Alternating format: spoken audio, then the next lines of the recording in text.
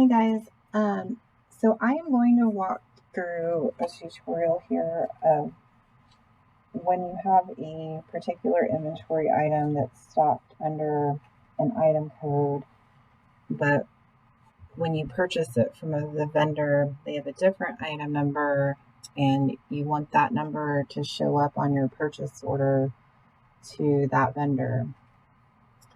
So there's a couple of different things that you can do, and we'll walk through a couple of them.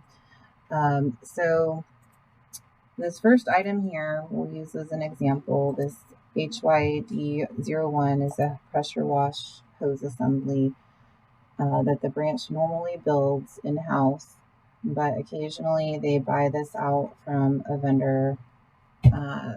So what you want to do, if you want that vendor's item number to print and show up on your purchase order, there's a function called cross references, and I have this as a shortcut on my home tab, but you may not see this on your screen. You may have to go add a shortcut. It may be hiding under navigate, or if it's not showing and you can't find it anywhere, let me know and we can customize your screen, or if you need help adding a shortcut to make it easier to find. But you'll want to highlight the item and look for that link called cross references. It's going to pull up a list here of cross reference entries, and I've added it here. There's different types of cross references. There's vendor and customer. So we've selected the vendor, and under the cross reference type number, you'll want to pick that vendor number. So we've selected Unisource as the vendor, and then here I put their item number, and then you can also, I added, you don't have to put in the description. You can just put the cross-reference number and leave the description blank, and it will default to your stock description. But if the vendor has a special, anything special with their description you want to show just on your purchase order, you can add a special description. For instance, if you're buying something like slings and you want that vendor to always special tag that sling with something, you could add some sort of a note just for that vendor that'll show up on your purchase order. Here I went ahead and added in the description Unisource item number and then the item number. So we did that for that first example, and we're going to go over to our test PO, and I've added this item to that PO. So what we'll do, I'm going to start fresh here. So let's say you were going to buy this item and you want to put that item on your PO. You'll notice if you have this column showing for cross-reference, it's going to show that vendor's cross-reference number. And then it's also going to show your special description that you've added. Now, but you're ordering it under your stock code here, but because you've added a cross-reference, it's going to show the special cross-reference details. So when we go to print our PO here,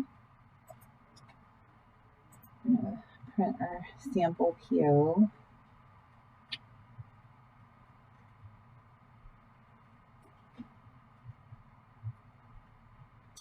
So when you print your PO, notice that when it's printed, the vendor's item number prints in the item number field right here, and then the special description prints. Now, if you were to issue this PO to a different vendor, it's not going to show that. It's only going to be linked to that specific vendor on the cross reference. Now Now, when you do this, sometimes in certain cases, this can cause some confusion with receiving if a vendor's packing slip shows something different, like if it doesn't necessarily match up to the item number.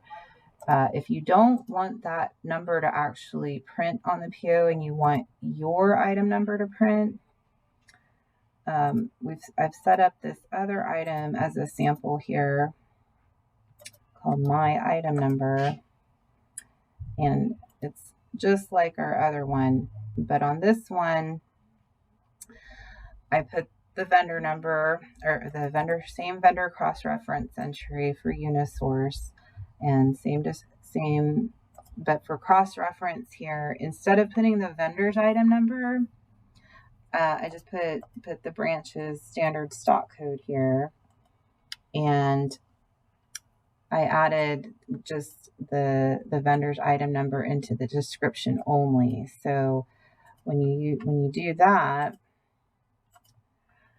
and we'll put my item number. So if you notice there, it's going to print your item number here.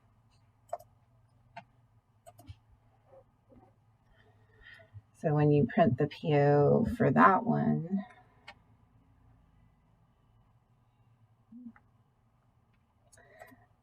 so on that one, you can see it's going to look like normal, where it's your item number, but then it just references the vendor's item number in the description. So so you can do it one of either way. You can put their actual item number in the cross-reference, or you could put your number and then just put their item number in the description. So I created another instance where you could do this, just so you can see other examples of this. Like, for example, with carbon steel sleeves, the default on carbon steel sleeves is usually Crosby as like a primary supplier. We're gonna created this sample PO. We're gonna delete these lines to refresh.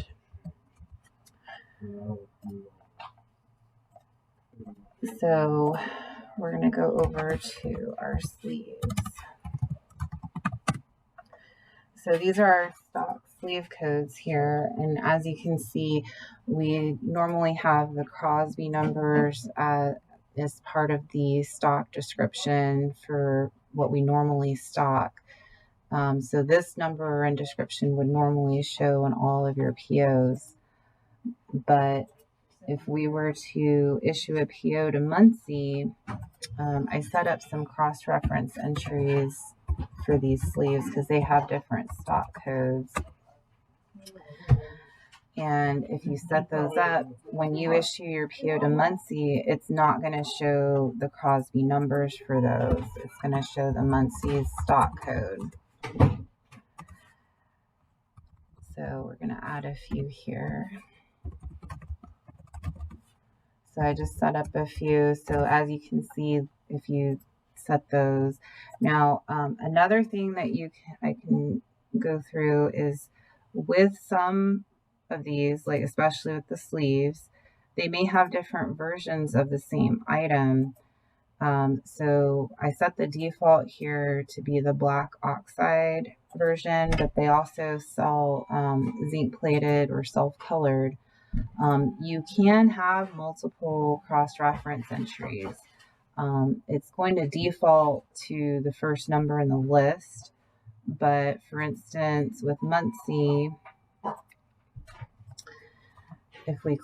so what I did here, I just clicked on the drop down here for cross-reference number on the line. And if you take that number and put it in your cross-reference list, it'll pop up any other cross-references for that item. So you'll see the Crosby one at the top, and here's the one we just saw. But there's also an alternate one for a zinc plated version of that item for Muncie. So If you wanted that a zinc plated specifically, if they were out of stock on the black and you decided to order the zinc plated instead, you can just change it and so highlight the alternate and click OK, and it's going to update and change your description there and the cross-reference. So that's kind of an overview of how to set up cross-reference entries to different vendors so that you can issue POs and they will, so your vendors will see their numbers when you're placing the order and there won't be any confusion. And I'll just print that. So as you can see, there's different ways you can do it. Here, the first one, we used our item number, but just their numbers in the description. But then on these other two, it prints the actual cross-reference entries. So you can do it whichever way makes sense for you and your receiving department. It can be done either way, and I hope that helps.